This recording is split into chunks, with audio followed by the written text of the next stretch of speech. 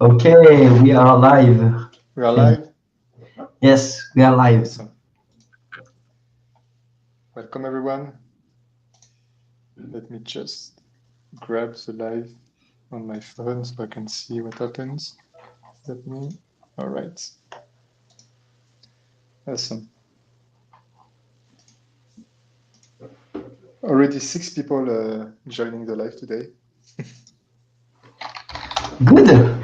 And actually, Fanis, I need to update you, but I think we could have our first assignment for students starting in 2 weeks. So I will show you the draft, but we may have an assignment for them. So in 2 weeks, you can give them their first assignment, maybe, and then they will need to do it. So we will see. Okay. Awesome. I'm intrigued. I want to know more about this. All right. Okay. Do we have the live chat on YouTube? On YouTube, yes, I have it. Yes. There's George and Alphonse right now. Okay. And I just wrote yes. Can you hear us, guys? Can you just double check the sound and then we can get started? Yeah. I don't see the. Yeah. Try to do something. Here you go. All right. Now I see the chat. Perfect.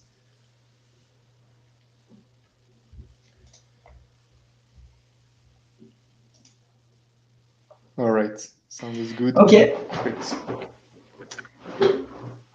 Fanis, the floor Yeah, is yours. let's go. Thank you, Rogzy. So welcome everyone for this fourth session of our Plan B Labs Lightning sessions. So I think we now have some people who are regular students to this session. So, but still, I would like to just quickly get everyone on page on what is the goal of these sessions. Maybe we won't do it every time, but I think it's still kind of the beginning. So the goal of these sessions is to basically keep track of recent developments in the Lightning space and in the Lightning ecosystem, and dig deeper into some technical aspect and stuff like that. So basically, the idea is that if you followed, for example, a course on Plan B network about Lightning and you want to learn more or to stay up to date with more recent developments, the idea is that this kind of sessions is the place to go in order to grab your bi-weekly dose of lightning information. And the idea is also to have some, as Rogzy mentioned, some contributions, some assignments and stuff like that from session to session. And to coordinate that, we also have, sorry, here it is. We also have a Telegram group, which you can join right now, where we are all gathered, where we can chat between live sessions. So there will be one live session every 2 weeks. And in the meantime, we can hang out in the Telegram group. And the Telegram group is divided into several channels. But for example, there is a channel for news where everyone can post. I just have to sometimes whitelist a specific domain name, but that's it. Everyone is welcome to post Lightning related news. And we can share information about Lightning development. We can share research papers, and we can also build projects together. Of course, some basic knowledge of Lightning about Lightning is recommended. Basically, having an idea of how it works, and so that's basically everything that is covered in the LNP 2.1 course on planb.network. So if you followed the course, for example, you will be able to follow the sessions. If you didn't, I'm going to explain again some stuff so that everyone can follow the sessions. So don't be afraid, don't go away, and stay with us. And so what happens during live sessions? The idea is that beforehand, I curate a few subjects that I previously shared in the Telegram channel, and I prepare some slide or some document in order to have something to look at, and then we talk about this with Rogzy, but also with everyone that is in the YouTube chat or in the Telegram chat. We can also invite you to go on stage with us if you want to participate by joining us on stage. It's entirely possible, and it's even something that we'd like to encourage. So I know it's sometimes it can be a bit frightening to join the stage, but feel free to do so. Just note that the live sessions are recorded, so if you don't want people to see your face, for example, just don't turn your camera on and so on. And who am I? I'm Fanis, and I'm a contributor to Plan B Network educational content because I made the LNP 2.1 course, and currently I'm a developer at LN Markets and DLC Markets. A few rules, of course. It's basic rules. Just be nice to each other. Don't say stuff in the chat or in the Telegram group that you shouldn't be saying. And if you'd like to propose a subject, once again, the idea it's a collaborative group. So please, if you want to propose a subject because you saw something and you found it interesting, do it. The best way to do it is in the Telegram group. And we can then work together to have this to cover the subject in the next live session. Yeah. Do you have anything to add, Rogzy? No, perfect.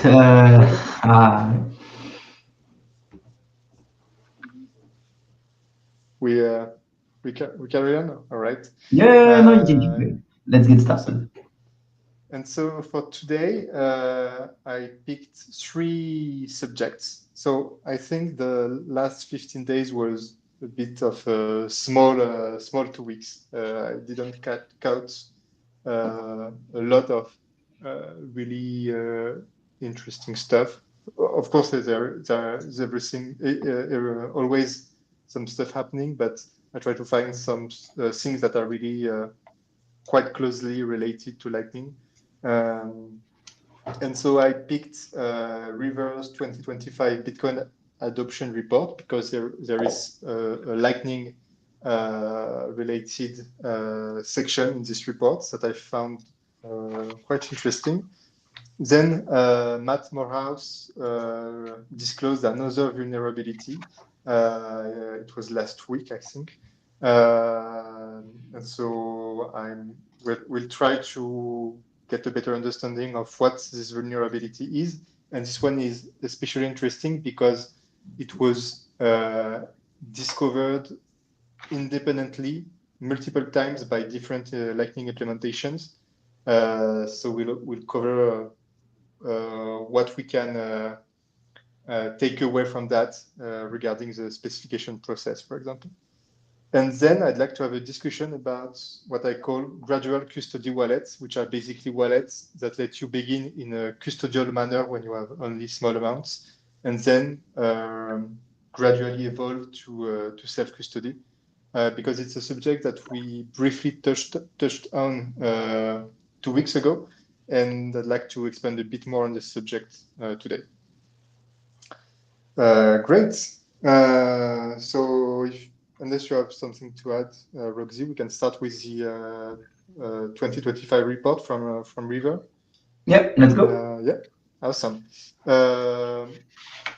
So here, I think we have the main graph. So I took this graph from the report itself. You can download it by following the QR code.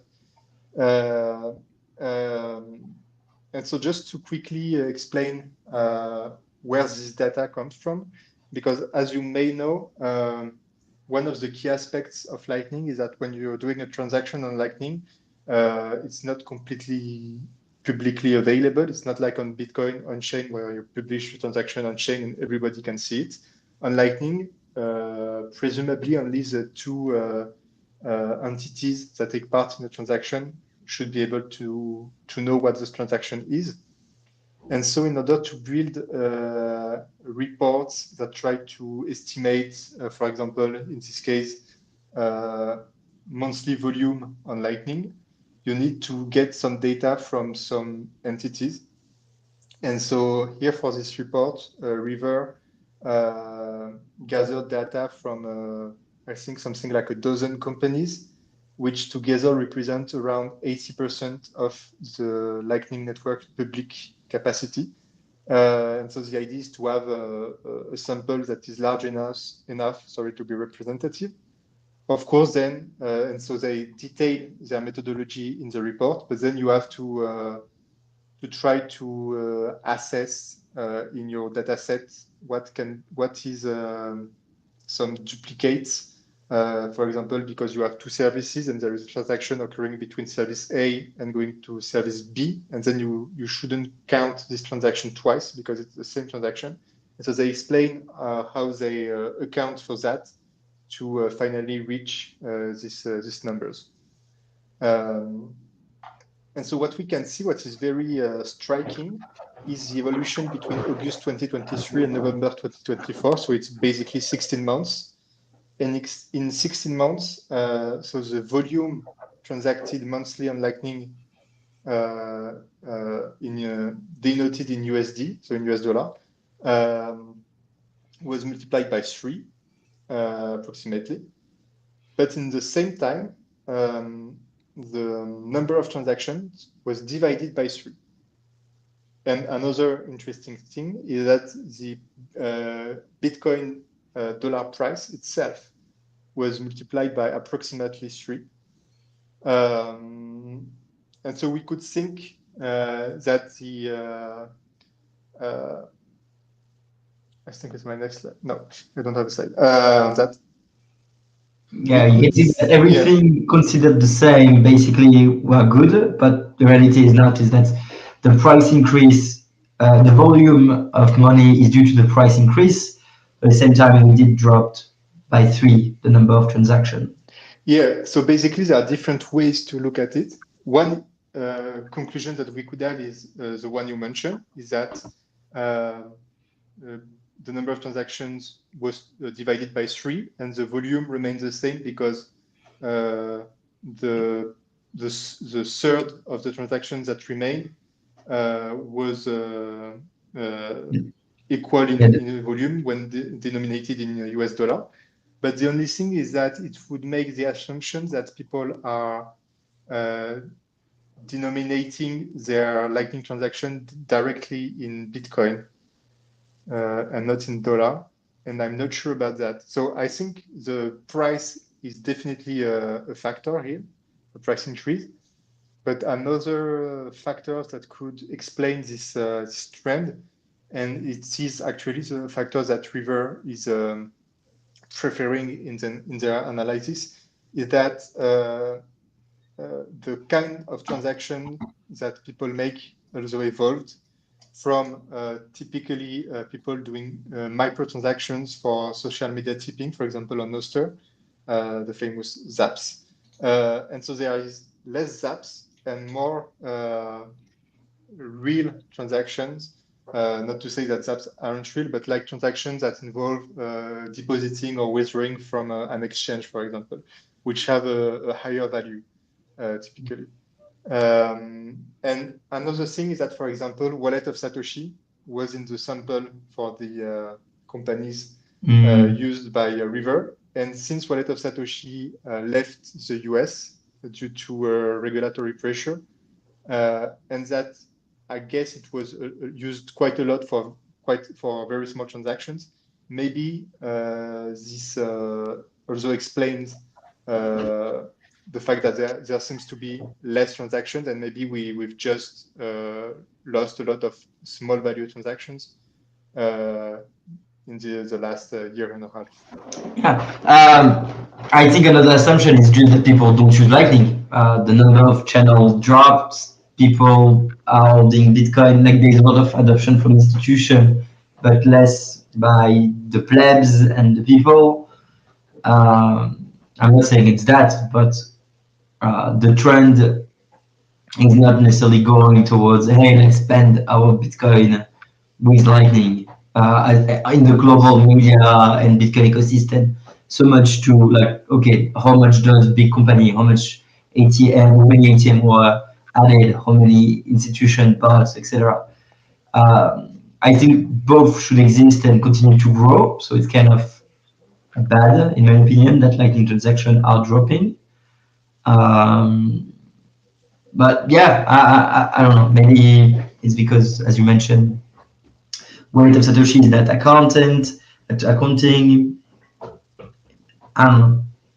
Yeah, it's. I think it's fairly hard to assess because, for example, you mentioned the public channel metric, and we can't really use this metric to try to assess activity on the network because there are many private channels, and on the first end, and then on the second end, if channels disappear, maybe it's just that they. So if someone closes their channel, maybe it's just that their specific channels weren't used, but there is still a lot of volume happening on other channels, and you can have the tenfold of channel capacity being transacted on this channel back and forth across the channel. I don't know if you have other slides from the River report, but there's like a couple of cool graphs that were also interesting. Maybe you have them or not, I don't know. I don't have them, but I will just quickly share the reports. I got you the link in the chat if needed. I can. Awesome. Yeah, I have it. Because basically, even if it's not the channel that has picked, the amount of BTC locked in the Lightning Network also kind of is blocked. So if you go page 29, so yeah, if you go down 2 pages, so this is the graph you showed, and so if you go on 2 pages, okay, so the one above is interesting, I guess, for everyone. It's about how many changes, so one above, it's about how many changes adopted the Lightning, and so you can see that there's still an interest. It's not exponential, it's quite linear, I guess, but still, like, there's a lot of new changes, like the big Lightning to make it easier. And then if you go down one slide now, you see that the Lightning capacity in BTC didn't change since August. So the same stats that you had above. Channel dropped. That means that basically a lot of channel were pointless. Well, we don't know, but we could assume it's a better reallocation of them and the death of a lot of channel that were not used well or efficiently. But the amount of BTC kind of remained the same. So we can all basically say that those channels didn't affect much on the total value in the network. But it's still, since 2023, stayed basically the same, while the USD value went up like crazy because, well, Bitcoin got up. But so there were no more deployment of liquidity, or maybe people removed liquidity, but other people added, but basically they were not that big replenishing of liquidity, which I think is very interesting. Yeah. And do you think, if you go down one slide, is it because the fee of Bitcoin are quite low, that also you don't necessarily use Lightning that much? And again, the question would be, could we even correlate that because the fee increase, people use Lightning? Like in your mind, Fanis, do you say, oh, the fee are high, I'm going to use Lightning? Or do you be like, okay, I have on-chain, I will use on-chain, I have Lightning, I'll have Lightning. It's a small payment, I will use Lightning regardless of the fee.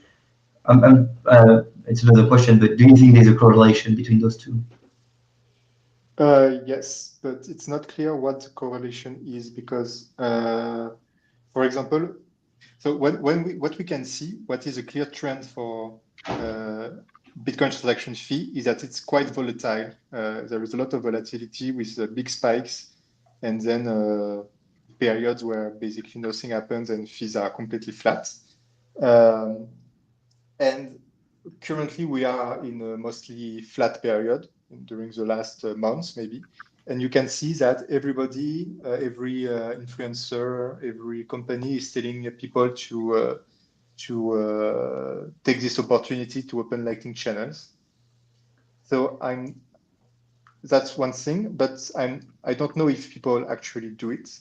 I know that, for example, I use the opportunity to open some Lightning channels, but I don't know if the people at large do it.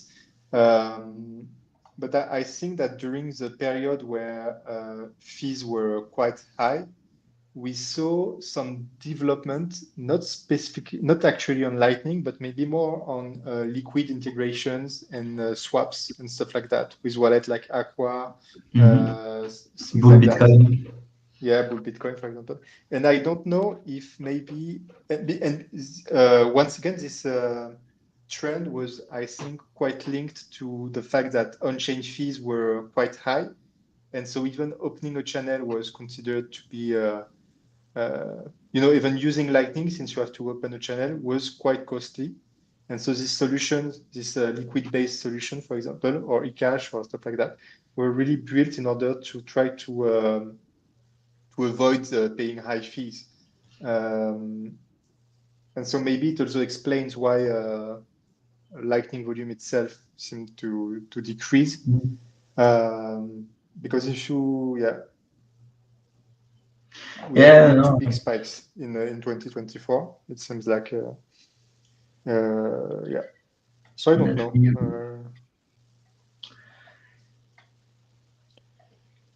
Okay, and another explanation they have is the one just above the stable one. This one basically saying that at the end, which is a hard truth for Bitcoiners, that people don't want to use Bitcoin. I know we do, Fanis and I, and many people at the network, but the reality of the market is, do they actually use Bitcoin? And even us, I think most of the volume we do in Bitcoin is to pay salaries, and then it's to receive Lightning and then chain to courses paid. But so it's only two things. Like in general, we don't use Lightning that often because the opportunity are not just always there. I don't live in El Salvador. And we are a Bitcoin company. Well, stablecoin is being used all around Africa, in Asia, because they want dollar. I mean, this is just a reality because like the numbers don't lie, and it's not because we're partnered with Tether. It's just like 5.27 trillion against 3.45 billion. It's And so it's. And I think a month ago we were discussing the integration on Lightning for Tether and USDT, but again, like rebalancing that equation and saying, okay, the stablecoin going to come on Lightning is a bold claim at that point. Yeah, I'm not sure it's going to contribute a lot. So first of all, once stablecoins come to Lightning, there is a question of where do we attribute Lightning stablecoin volume? But when you compare, for example, the user experience of sending on or receiving USDT on Lightning with that of doing the exact same thing on Tron, for example, I think the user experience is still far better on Tron. For example, you don't have any liveness requirement. You don't have to be online to receive stuff like that. So I think we still have to come quite a long way if we really want to address this kind of markets where stablecoins are really being used quite heavily, and people don't really care about decentralization of the networks they are using or censorship resistance or stuff like that. They just want to send dollars quickly. And so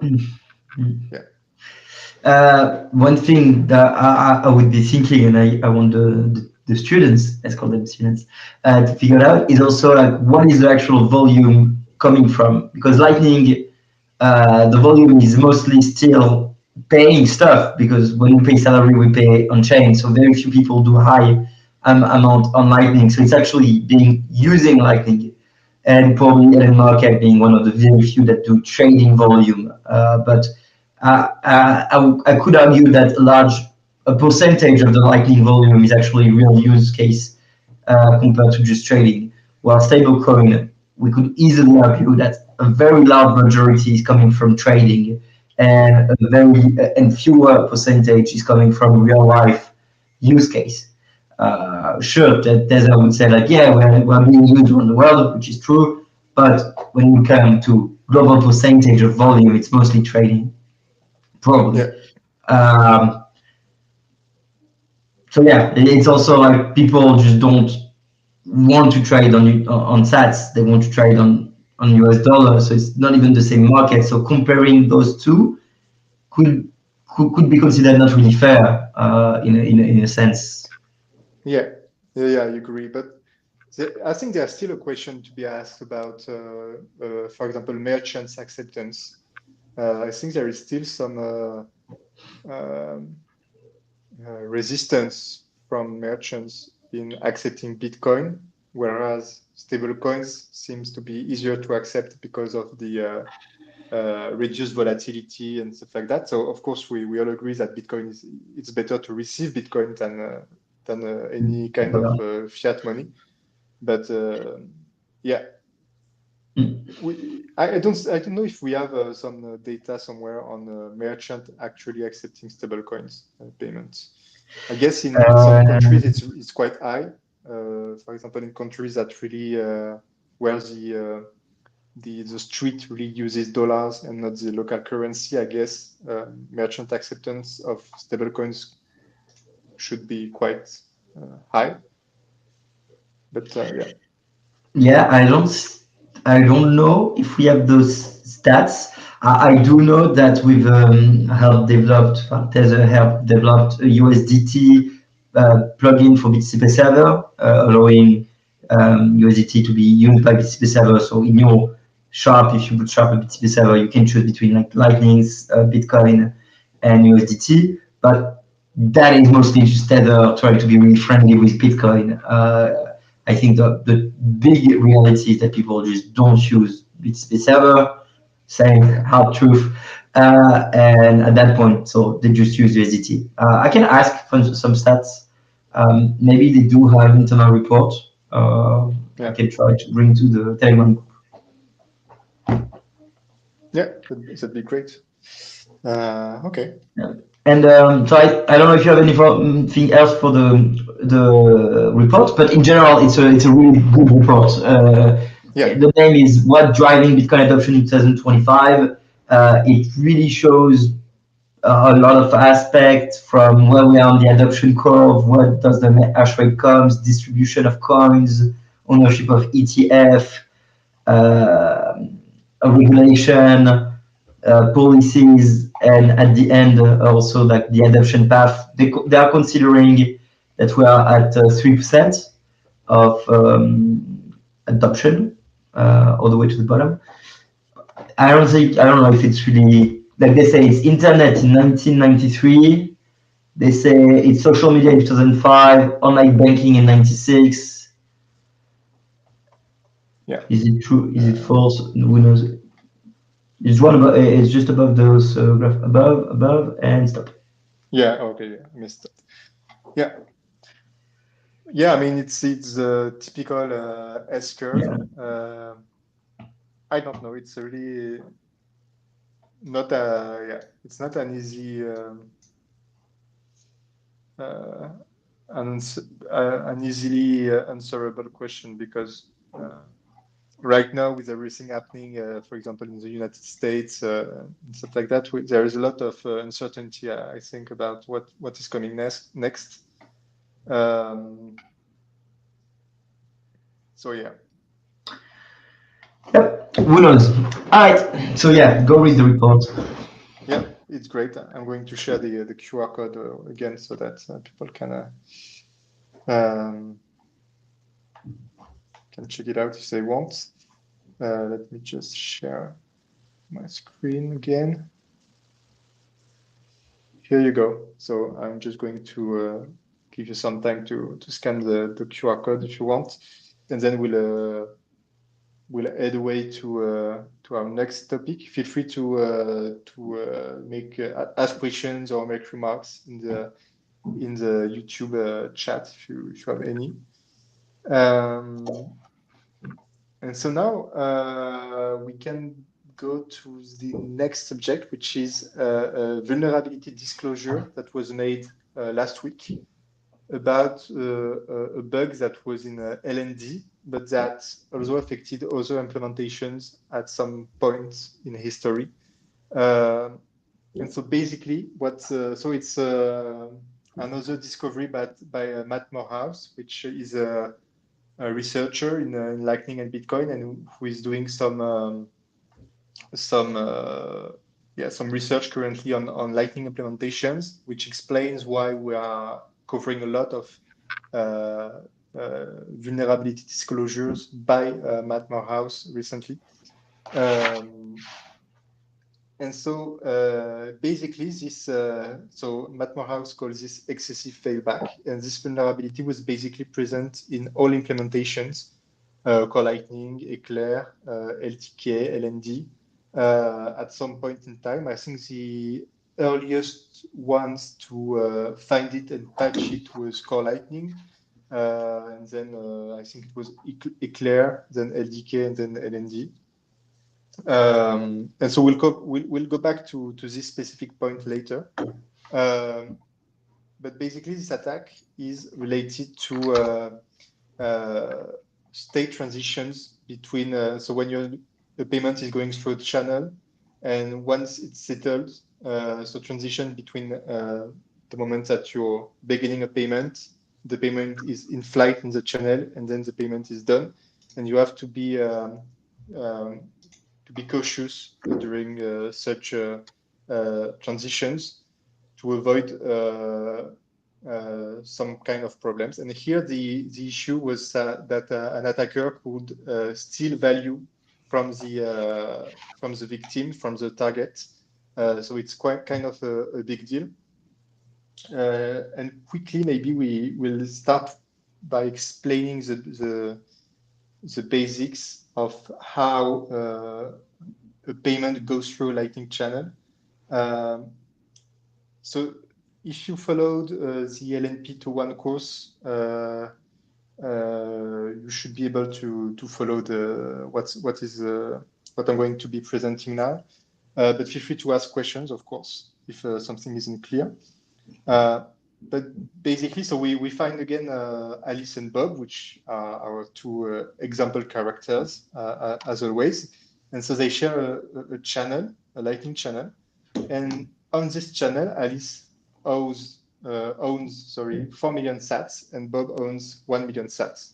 And so when we say that Alice owns that much and Bob owns that much, what it means is that each of them, so both Alice and Bob, has a transaction that spends from the Lightning channel output. So that spends on chain from the Lightning channel output to Alice's address and to Bob's address, according to what the amount that each owns in the channel. And so both of them has a slightly different transaction. Basically, the spending conditions for their own output change. And so during normal channel operation, these transactions are not published. They are just signed by both parties, but they are not published on chain. And we only publish them on chain when we want to close the channel.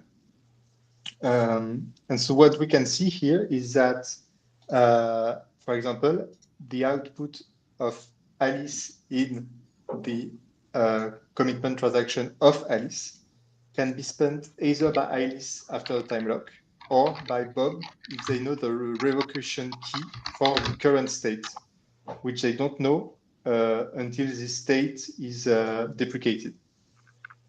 So if it is actually the last current state, Bob shouldn't know the revocation key, and so shouldn't be able to claim Alice's output. But if it's not the last state and Alice still publishes this transaction in order to close the channel, then Bob can use the revocation key in order to claim Alice's output before the time lock expires. And this is what we call in Lightning the justice system, which helps prevent people from stealing money from their channel partners. And so Bob has the symmetrical commitment transaction, basically, where it's his own output that is encumbered by a time lock, and which Alice can spend if she knows the revocation key. So that's basically our initial state. And then let's imagine that Alice wants to send 1 million sats to Bob. Then once it's done, the new commitment transaction that represents the state is a transaction that would spend the funds from the channel output by sending 3 million sats to Alice and sending 2 million sats to Bob. And once again, we are not forced, we don't have to publish this transaction on chain unless we want to close the channel. So that's basically how we keep track of who owns what in the Lightning channel. But now we didn't really get into the details of how state transitions work and how we can revoke a past state. Because, for example, if we take the final state, we see that Alice owns less in the final state than she owned in the initial state. So it could be tempting for Alice to try to publish this old revoked commitment transaction in order to close the channel in a state where she had more money than she currently does. And so that's what revocation is for. It's to prevent this from happening. And so basically what Alice does, so of course it happens automatically between Lightning nodes. So basically Alice's node will send a message to Bob's node saying that it would like to update the channel to a new state, and providing Bob's node with Alice's signature for the new commitment transaction that correspond to this new state. To which, so now with this signature, Bob is able to construct and sign the new commitment transaction for the new state, because Bob needs to have both his signature, and Alice's signature for the new state. But since Alice just sent her signature for the new state, Bob can now publish, broadcast the transactions that correspond to the new state. Currently, before sending the revocation secret, he also is able to to broadcast the transaction for the previous state, but it's not a problem for Alice because the new state is not locked in yet. But let's say that Bob wants to go to the next state, so he will send Alice his revocation secret for the current state, so the one before Alice's message, and then he will send Alice his signature for the new commitment transaction, to which Alice will respond with her revocation secret for the previous state. So this way, once both have exchanged revocation secrets and signature, both parties have the full revocation key in order to punish their counterparty if they were to broadcast the previous state. And both are now in agreement on the new state of the channel with the new repartition of funds. But now, when you route a payment through the network, there is another thing to consider, is that we must be able to move funds across multiple channels in a trustless and atomic manner. And to do that, we use what we call HTLCs, which are basically conditional payments that can be claimed by the person, the node they are promised to, by revealing a secret called the preimage, or after a while they will expire. And so HTLCs are promised from upstream downstream, so in this direction, and they are then resolved backwards, meaning from downstream to upstream. So for example, if Alice wants to send a payment to Daniel, first HTLC will be extended from Alice to Bob, then from Bob to Carol, then from Carol to Daniel, and then will be settled backwards. So first we settle the HTLC between Carol and Daniel, then between Bob and Carol, and then between Alice and Bob. And so now we are going to just go back on what we just saw previously, but this time we include this notion of HTLC because it's actually how payments are routed in the Lightning Network. And so here we have the initial state where Alice owns 4 million sats and Bob owns 1 million sats. And then again, we take the same example where Alice wants to send 1 million sats to Bob. And so she sends an HTLC for this amount. And to represent this in the Lightning accounting system, Alice and Bob agree on a new commitment transaction where there is an additional output which corresponds to the HTLC. And so while the payment is in flight, this is the current commitment transaction that can be published in order to close even the channel if they want to, while the payment is still in progress. And once the payment is done, we remove this HTLC output and we update. So here it's not good, the number. I forgot to edit it, but it's now 3 million on Alice's side and 2 million on Bob's side. And so likewise in this representation as well. And so now in the final state, we remove the HTLC output and we update the amount going to Alice and Bob. And now the question is, how does exactly does the transition between states occur? So for example, Alice says that she'd like to update the channel with Bob to a new state. And so that's what we saw here. So she starts by sending her signature for the new commitment transaction to Bob. And so as I mentioned quickly earlier, now Bob holds 2 valid commitment transactions because he can publish the transaction for the current state, but he also has this, Alice's signature for the new state that Alice just proposed. And so he can publish any of both transactions. And so that means that Alice must be able to react depending on which transaction is actually published by Bob on chain in order to close the channel. And so, for example, if Bob closes the channel using the current state, which doesn't include any HTLC, then Alice's node must see that, and then the node must fail back any HTLC that is missing from the published transaction, because since the channel is being closed, the payment, the HTLC cannot go through, and so it must be failed backwards. So that's what we can see here.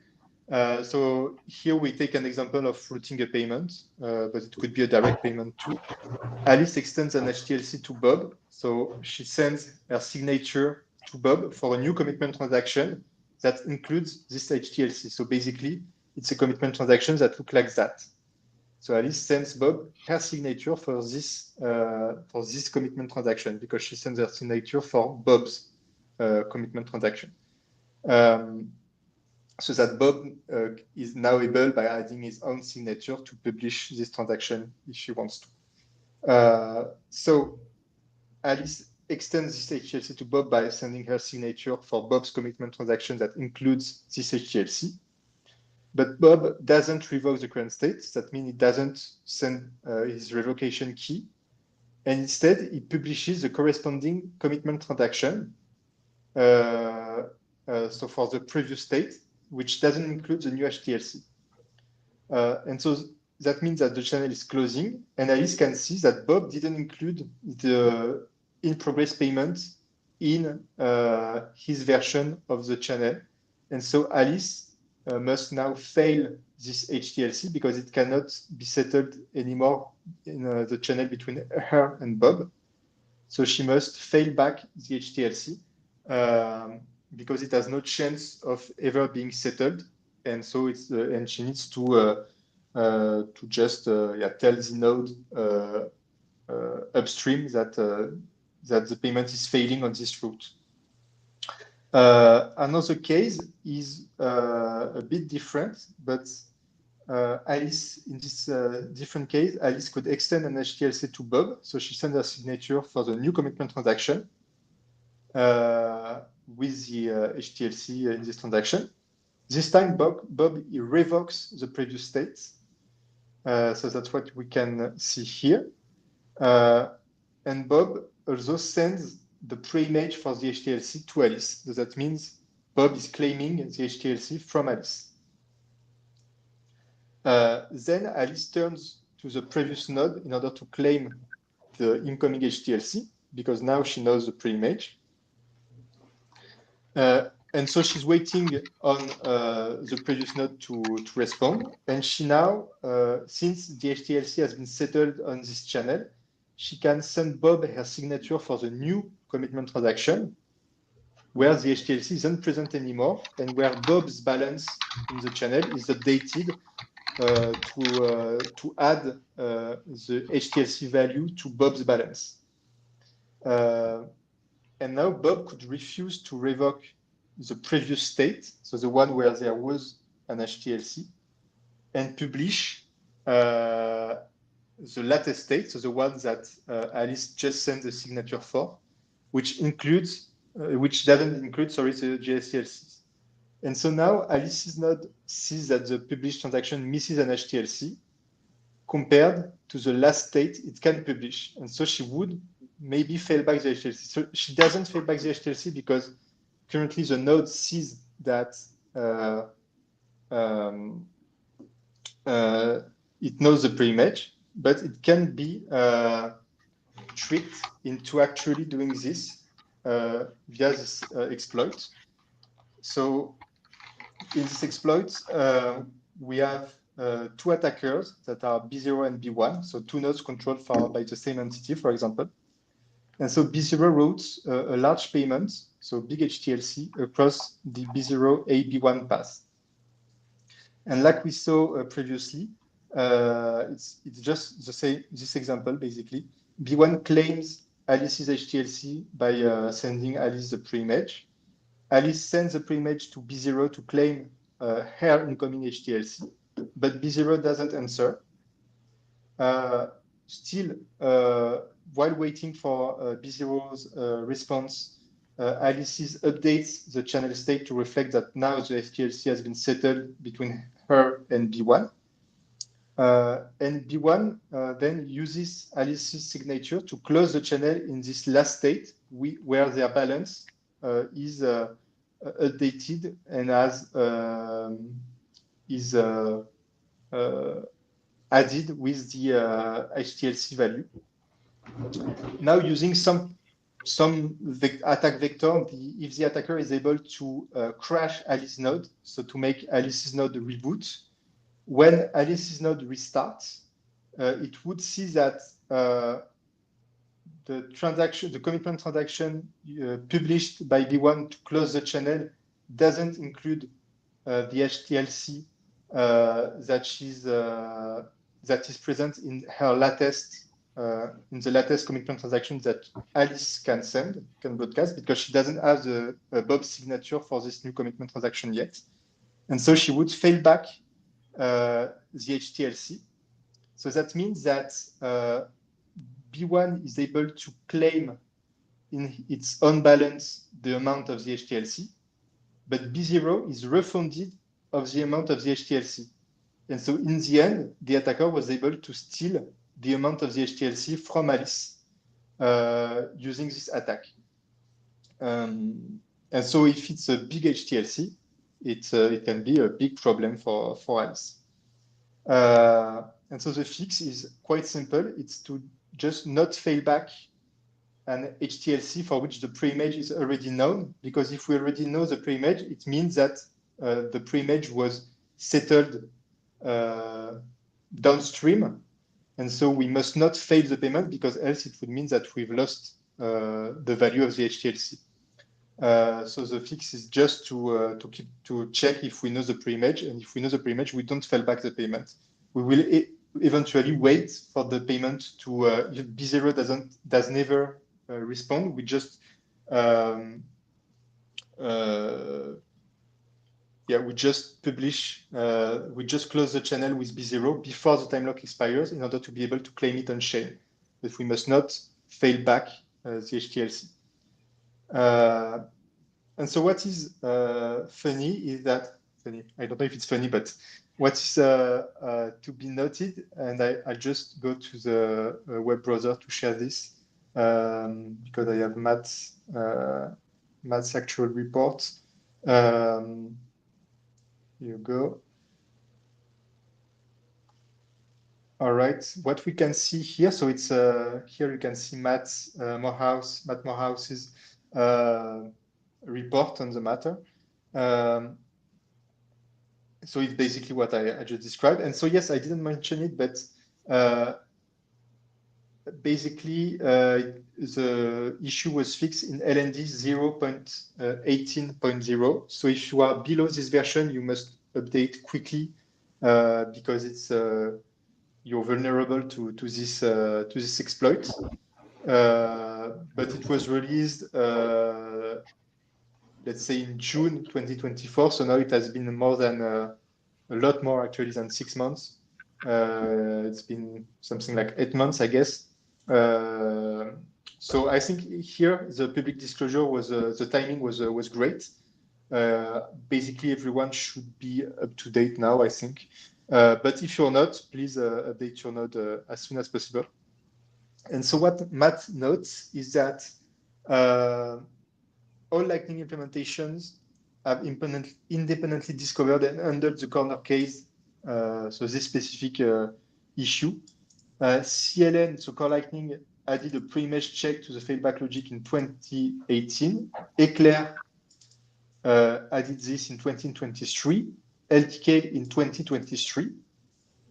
And yet, the bold specification, so the text that explains how each Lightning implementation should code the features, has not been upgraded yet to prevent, to describe the issue and to prevent implementations from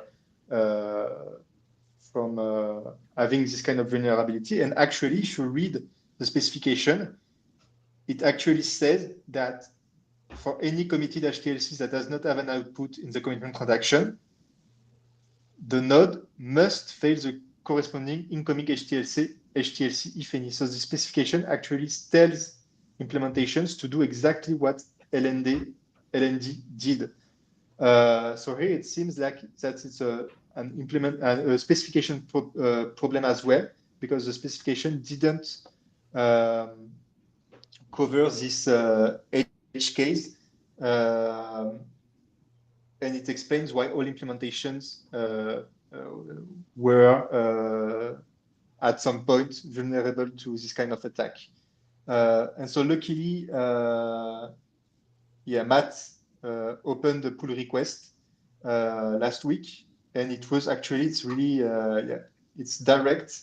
The pull request was merged 7 hours ago. So when I checked this morning, it wasn't merged yet, but it has been merged today. And so now there is in the specification some details on this specific issue and the fact that implementation should first check whether they know the preimage for this HTLC or not before they consider failing the HTLC backwards. But yeah, so there is what is interesting here, I think, is first the vulnerability itself, of course, because it helps understand some things about how Lightning works. But also, I think the fact that the specification, if interpreted stricto sensu, was actually telling implementations to do something that was not exactly what was intended. So yeah. Yeah, it's a lot of info. I do have one question. Based on the attack, did it ever happen in real life? Do we know? And also, I feel like what was the attacker losing? I feel like the attacker would not lose money except the fee, right? Sorry, I didn't catch the last sentence. No, so the first question was, do we know of any attack that was successful? And the second was, what was the cost for the attack? And I feel like the cost was only the fee to operate it. Or like, would the attacker could lose money if it failed? Like, I feel like it was a win-win for him. Okay, so for your first question, I don't think Matt explains if it has been exploited in the wild or not. There is the fact that Matt calls it an exploit and not a vulnerability, so maybe it means that it has been exploited, but I'm not sure. And to your second point, I don't think there is any risk for the attacker and any cost apart from Alice's routing fees. So the worst case scenario for the attacker is that,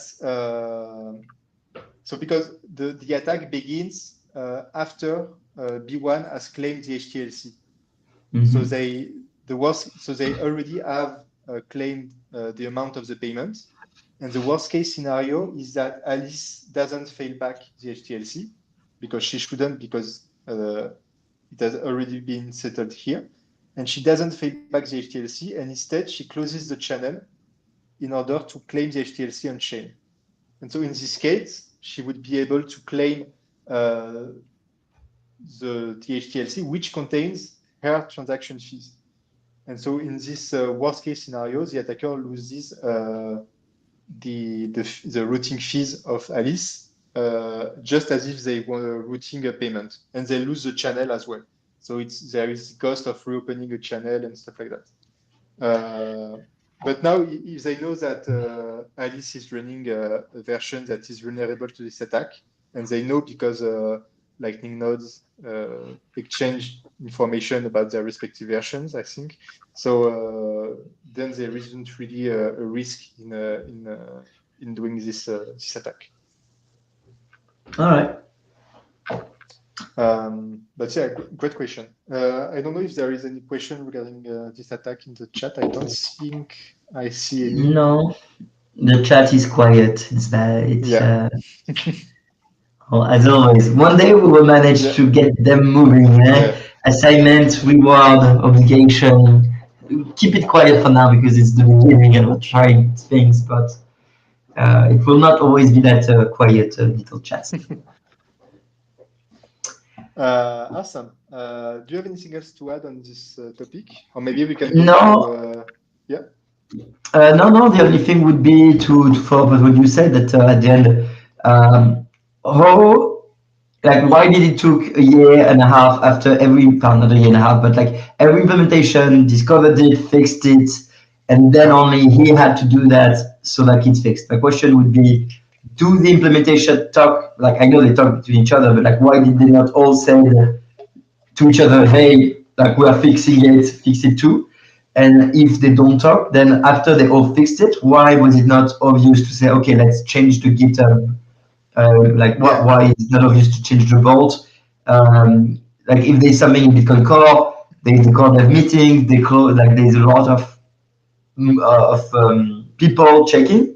I feel like no one is checking Lightning, so it had to be him independently 2 years later to actually change it. You know what I mean? Yeah. So I think Lightning implementations do talk a lot to each other, and they have regular meetings to discuss new development, specification process, and stuff like that. But I think it's not necessarily trivial to, when you're fixing the bug in your own implementation, to see that the bug was written in the implementation in the first place because it's what the specification tells you to do. It's not necessarily easy to see the direct connection between the specification and this bug being present in the code. I think that explains why. So I don't say it's great. Maybe it should be a more standard practice when you're fixing a bug, and especially some kind of quite critical bug in your implementation. Maybe it should be standard practice to go to the specification and try to find if the bug was introduced in your code base by misunderstanding the specification or by or due to a problem in the specification itself. So I definitely think we should do more of that, but it's not necessarily easy when you are really into the process of fixing the bug in the code to actually step back and realize that the bug was introduced in part because of a problem in how the specification was written, rather than just a problem in translating the specification into code. Does it make sense? Yeah. Yeah. Okay. But it's great to have Matt definitely being watching. Because he has been fixing bugs like not every month, but he has been quite active on it. Yeah, definitely. So because he's doing complete audits, from my understanding, he's doing audits on some specific parts of Lightning implementations, and so he discovers a lot of stuff. And then sometimes we learn quite quickly about some vulnerability, and then other times we have to wait a bit longer in order to learn about it. But yeah. Do we know if he's doing it for himself, if he's a grantee, if it's a company paying, like the reason behind it?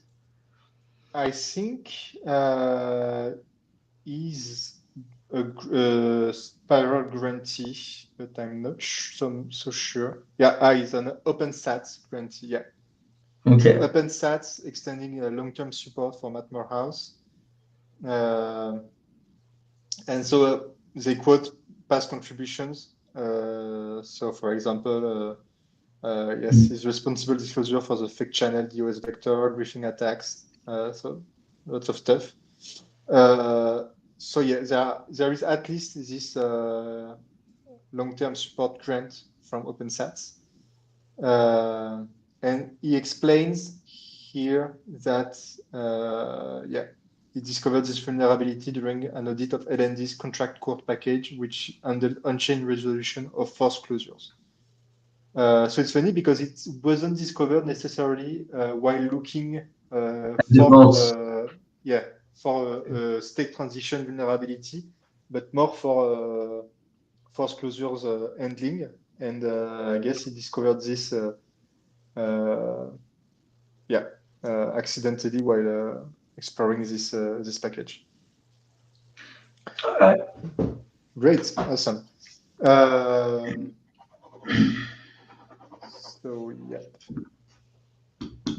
still no questions.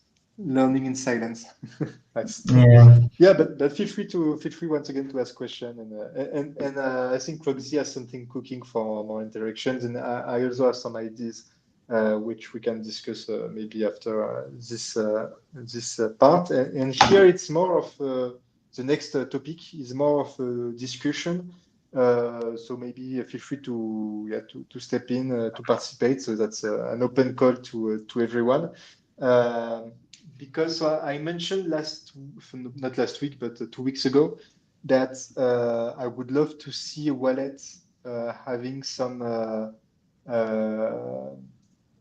progressive path from custodial to self-custodial, because I think it's great for beginners.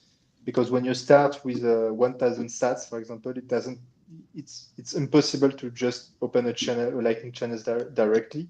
You can't use it on chain because it's almost dust. It's nonsensical to have a 1,000 sats UTXO. And a lot of people maybe start experimenting with Bitcoin by receiving a small amount as a tip, for example, or on social media or stuff like that. And so that's why I thought it would be great to have some progressive path for newcomers to start a Bitcoin journey maybe in a custodial manner, and then as soon as the amount is they have is big enough, go on chain or go with a real Lightning channel. And there are actually two wallets that I know of, maybe there are more, that really do this, what I call gradual custody thing. There is Blitz and there is Cypherbox. So Cypherbox is quite new, I think. At least I only caught it in my radar last week, but maybe it existed before. And they have two a bit different approaches, which is interesting, definitely. So on Blitz, the idea is that you start with when you receive your first Bitcoin and it's a small amount, you receive it as liquid Bitcoin. And when you want to pay, for example, or to receive Lightning payments, you do liquid to Lightning swaps or Lightning to liquid swap, depending on whether you pay or receive, through Boltz's services, which enables users to pay and receive on Lightning without having to deal with a Lightning node or to open a Lightning channel, which doesn't make sense if it's only for small amounts. But the only thing is that in order for a swap to occur, you still need the payment to be bigger than 1,000 sats. So I think it's a limit set up by Bolt. Maybe it's to prevent denial of service or stuff like that. But if the payment is above 1,000 sats, you can just use a swap, which is because it's with liquid, it's not so costly, and you don't have to deal with Lightning channels. The only really big disadvantage is that you have to trust the Liquid Federation. So it's not a small issue. But as long as people are aware of this, it's okay. And so for micro payments, so basically payments below the 1,000 sats mark, they are using eCash with Cashew. So I think it's still a bit experimental, but I guess it's working. And so for micropayments, there is this custodial solution as well. So both are custodial. Liquid is a federation, and Cashew, usually there is one entity controlling the mint. And once the user has enough funds, they can activate self-custodial Lightning, and this time a real channel will be opened, and Blitz then becomes a real Lightning wallet with a private key held only by the end user and with a real Lightning channel. And Cypherbox doesn't yet have Lightning channel capabilities, but I think they will be working on this. And instead, what they do is that for small amounts, they have what they call the checking account with custodial Lightning with some third-party integration. So they didn't create yet another custodial. Instead, they rely on other custodians like Strike or CoinOS, which I think is quite smart, especially on the regulation front. And then once you have enough to afford UTXO, you can withdraw the funds from the wallet. So in the wallet interface, you withdraw the funds from Strike or CoinOS to your hot vault, which is basically a Bitcoin on-chain wallet. So a hot Bitcoin on-chain wallet because you have the keys on the smartphone. And then once you have maybe a bigger amount and you want to do cold storage, you can create what they call the cold vault, also in the same Cypherbox app, by importing a hardware wallet's public key into the app. So they show, for example, with Jade that it's quite easy to do. And I found some interesting UX hints in the Cypherbox with, for example, a progress bar to visualize the thresholds. So, for example, to be able to visualize when there is enough money on your checking account that it makes sense to withdraw to the hot vault. And there is a representation of UTXOs as capsules to help users understand best practices. And so, for example, to help users understand that they shouldn't have a lot of small UTXOs, but instead have just a few big enough UTXOs. So yeah, maybe I can show you. Yeah, you can go on their website. Yeah. It's Which one actually, would you use? yeah, you go up just a tiny bit now. If you go up and go up again. Yeah, Okay, here. this will be the threshold. I think it's also a good representation. For me, it makes total sense. It's been years that I think this is the future of wallets. Basically, wallet of Satoshi at the beginning, then and you choose Cashew or Liquid, whatever you want. So it's a fake custodial.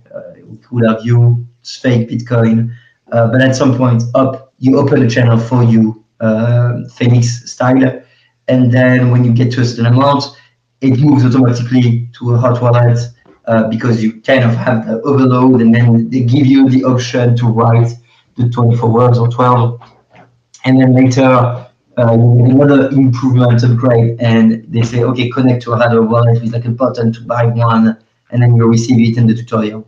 So I think it was years ago I was thinking of a modular wallet that, based on the experience you get, very gamified, you unlock new version of the wallet. So it's like one wallet with multiple version based on how much money you put or how much experience you got from like testing and using Bitcoin. So all in one wallet.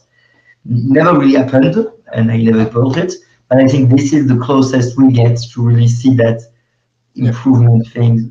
And if you just go up a tiny bit, the homepage, you get the capsule that you were mentioning, called Vault, with like that would be like the UTXO. UTXO is always super tricky to explain to people. It's a good idea. I'm always skeptical if people should actually know or not know what it is, except people that DCA.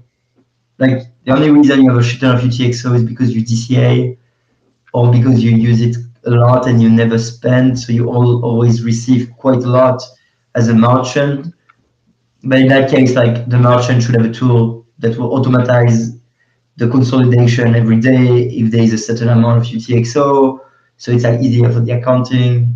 Honestly, it's a lot of business cases at that point, but I think it's good that we're moving to this way. I think it's good that we have different way to represent UTXO, and it kind of make me think of Synonym. You know, like Synonym had that Yes. vault aspect and spending, and you could like balance between how much you want in money on your spending account and your secured account, and they will like automatically swap and create wallet for you. It was a really cool idea, maybe too complex, but I feel like many people are trying to get there. I've never tried the Box. I discovered it today, but again, when I check on the X account, like there's literally 5 person I follow that follow him, and it's 200 followers. So it's early stage of development for Bitcoin wallet. Um, Yeah. it's cool. Yeah. I think it's great. And so for full disclosure, I didn't test it yet either, and it's fairly, I think it's still early stage indeed. I guess they are saying so in their, probably in their wallet, their GitHub, sorry. Not really, but yeah. So proceed with question. It's still marked as alpha software. So yeah, don't put all your life savings in it. But I think, yeah, to go back to what you just said, one of the great things about the fact that you start with a custodial account, and then this progress bar is filling, and then once it hits a threshold, you can withdraw to self-custody. It really helps prevent people from having small UTXOs without having to explain what UTXOs are. Basically, you just see that you have this progress bar, and once it's filled, you just withdraw to Unchain, and this way you automatically have UTXOs that make sense from a fees and dust standpoint. Yeah, even if you just got me a good idea. Like even if you visualize it for an exchange that do DCA, let's go stacking sat or Bitcoin.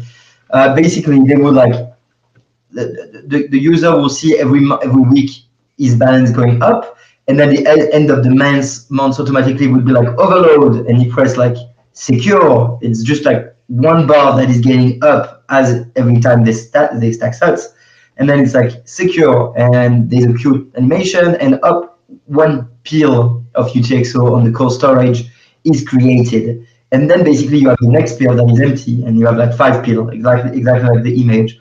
And so the mentality of the guy of the user would be like, okay, so I'm stacking SAT, and when I get to that amount, I withdraw, and it creates another UTXO. And if you do that 5 times, then it's like withdraw again, and those 5 UTXO are sent to a cold storage. And so like you could really like gamify the experience of saving small amounts, but in a technically logical way for us as Bitcoiner to think of it. Because the angle would be that the guy has only one UTXO on chain, like on cold storage. He has 5 UTXO on his hot wallet, and and that will be always the maximum UTXO amount he has.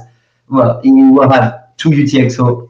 Like, you know what I mean? It's really a pyramid inversed. So at the end, he needs 5 UTXO hot to get 1 UTXO cold, and then again to get another cold UTXO, he needs 5 hot, etc., etc. So it's really complex, and you could even like move that one step lower, because at that point, when he gets to 5 cold UTXO, it's like, okay, you need to do multi-sig or use a vault, and then it moved to like 1 UTXO on a vault, etc. And so that the saving thing is really just load bar thought through.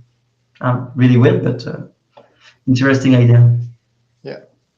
And yeah, also another thing that will, I hope, help this kind of apps is that now we have splicing for the Lightning part. And for example, you mentioned BitKit, and I think BitKit, if I remember correctly, was before we really had widespread adoption of splicing. I'm not sure if they used splicing in their implementation or not, but I don't think they did. And so basically, that means that whenever you had to, maybe they did, I don't know, but they had this concept of checking account, which was basically your Lightning channel, which was open between your local LDK node that was running on the smartphone and with BitKit or another LSP. But it was a real Lightning channel, and there was the saving account, which was basically on-chain Bitcoin. And before splicing, whenever you wanted to add funds to your checking account from your savings account, you had to open a new channel, for example, and vice versa. Before splice out, if you wanted to remove funds from your checking account, you had to close the channel and open a smaller one. And now we have splicing and splice out, and we can really adjust how much money is in a Lightning channel and how much money is held more safely on chain in quite a cost-effective manner when it comes to on-chain fees and stuff like that. So now there is the question of is Bitcoin in a hot wallet, in a hot on-chain wallet, really safer than Bitcoin in a hot Lightning channel on the same phone? I don't think so. So maybe the use case is really for being able to splice in and splice out with a cold wallet that you have, for example, on a hardware wallet that you can easily interact with your phone. For example, I think the Blockstream's Jade is great for that. But there are lots of other that are great. For example, there is the portal. I didn't test it, but I know Louis did. We have a tutorial by Alekos, which is a teacher in Plan B Network and a good friend of the Plan B family, we can say. It's a good device.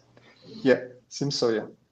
And it's perfect for this use case where you have your phone and you just have you're using NFC to sign transactions. and you could have I think a nice user experience with using both splicing, splice out in order to add or remove funds from the Lightning channel, which is your checking account, to the cold storage, where your keys remain really as cold as possible. And so, Fanis, speaking of all those new wallets, I have a question because I've been recently thinking quite a lot about corporate wallets. It's a weird thing that got me really focused right now.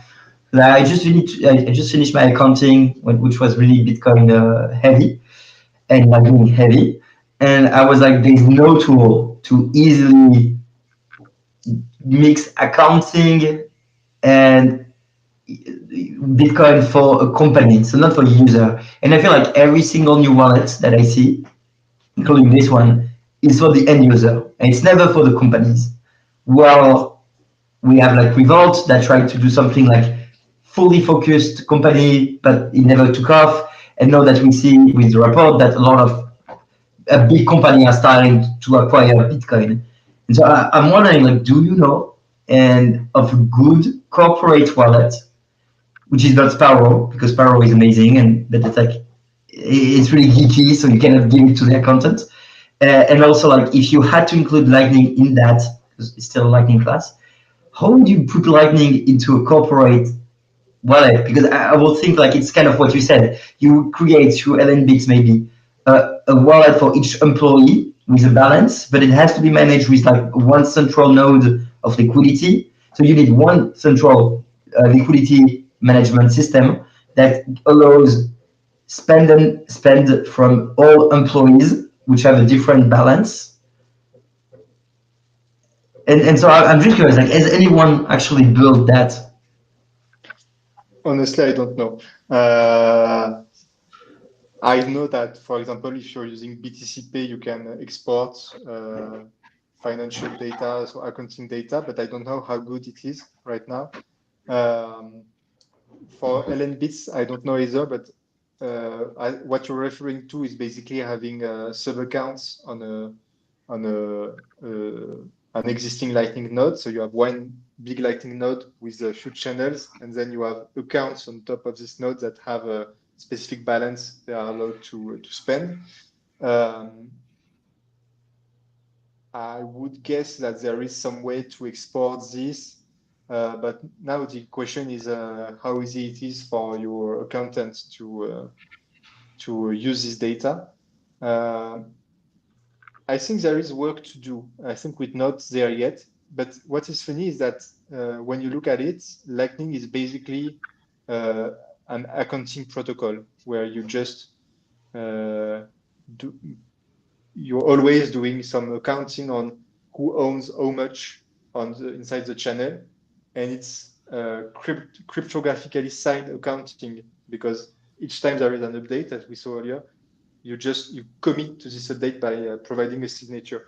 So I think it would be really interesting to see how things like Lightning, for example, and proper software, so really software that is built with the intent of of helping accountants. I wonder if we could end up in a situation where accounting is actually better with Lightning, because you have all this cryptographic proof of each state transitions that occur in the channel, and so you can really track every transaction that occurred. You have the preimage for each transaction. You have for example, you could keep all the commitment transactions if you want, in order to really prove what happened in the Lightning channel. But I don't think we're there yet. I remember, but it was some time ago, a tweet by Niftine, so Lisa Neygut, which is a developer at Blockstream. I don't know how she splits her time now between the conference organization, because she is also organizing conferences, and she's teaching. Yeah, exactly. BTC P++, and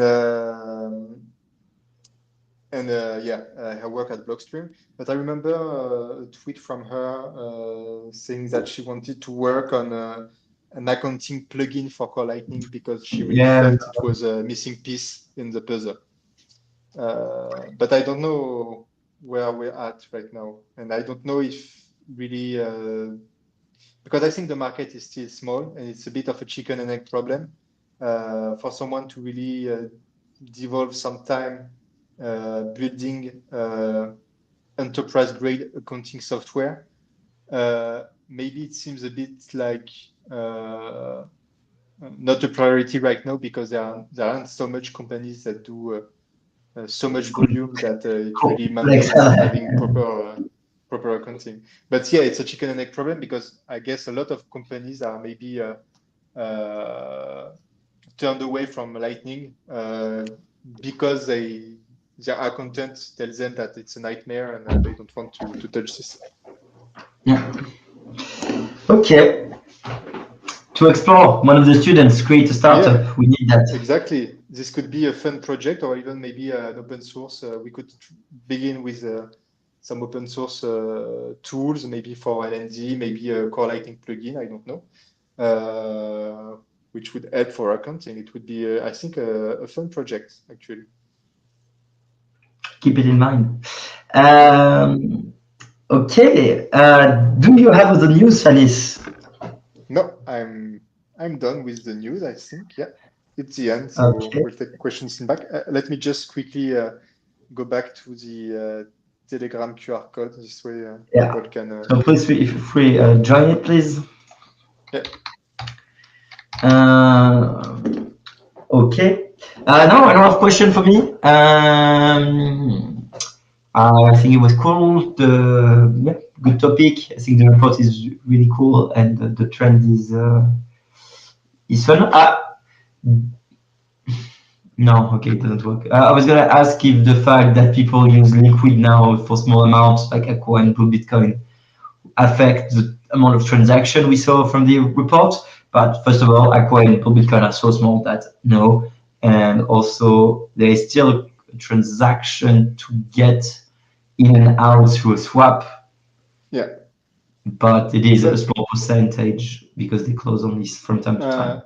Yeah, the actual question is to know whether bolts is included in the data, because, for example, a lot of this liquid to lightning or lightning to liquid swaps happens through bolts. They are not here in the data pool. So maybe it's not taken into account here. I don't know, because it could have been caught by some other. Still, some of the transactions could be part of the data sets from other participants. But yeah, when you're doing a swap, there is still one Lightning side, so it's still counting as one Lightning transaction. But maybe it's not accounted for in this report, because what they did is that they considered the fact that they together with all this data set that corresponds to approximately 80% of the public capacity. And actually, I don't know if it's public or not, because they just say Lightning Network capacity, but I would guess it's public capacity, because by definition, they shouldn't be able to know the private capacity. And then they adjust for the remaining 20% by just extrapolating from their data, but maybe it's not... you know, when you extrapolate, you never know if you're not missing something. So, yeah, we don't know, I guess. We would need to have some anonymized data from bolts if you want to be able to get a clearer picture here. But I guess since Breeze with the SDK is doing also some liquid Lightning swaps, maybe it's a bit counted in Breeze's data. Although I don't know how much of the data they can see from SDK users, especially with the liquid SDK. Breeze. Mm-hmm. So I guess the best would be to have a both reports, I guess, to be able to get a sense of this data. But I think you're right that it's probably not yet, at least, a very big volume of transactions. Yep.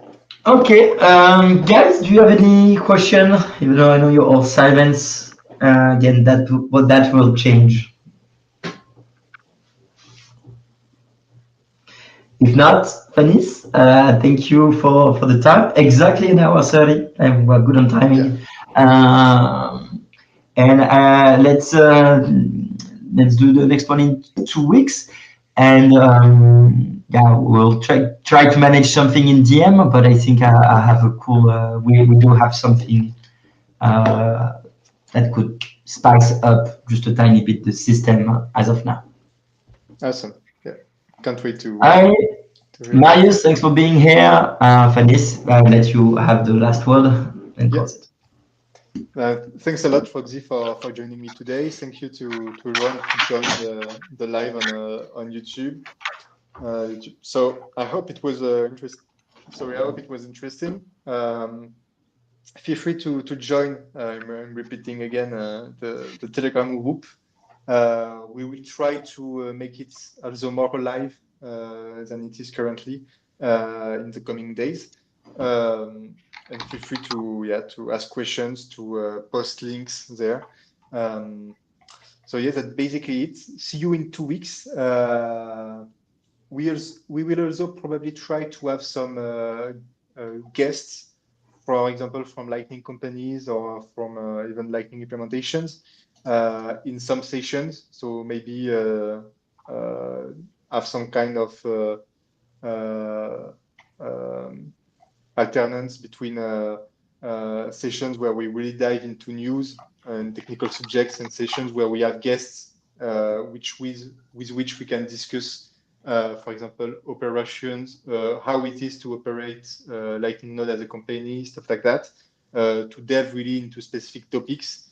Of course, it's sessions for presumably people who have some understanding of how Lightning works. So it would also be the opportunity to delve into more technical questions, for example, with some guests, than what we can sometimes hear on podcast, where you have to be a lot more to stay on the surface of things, of course. But once again, it's really a collaborative project. So feel free if there is someone in the industry who you would love to hear talk about a specific subject, feel free to tell us in the Telegram group, and we'll see what we can do about that.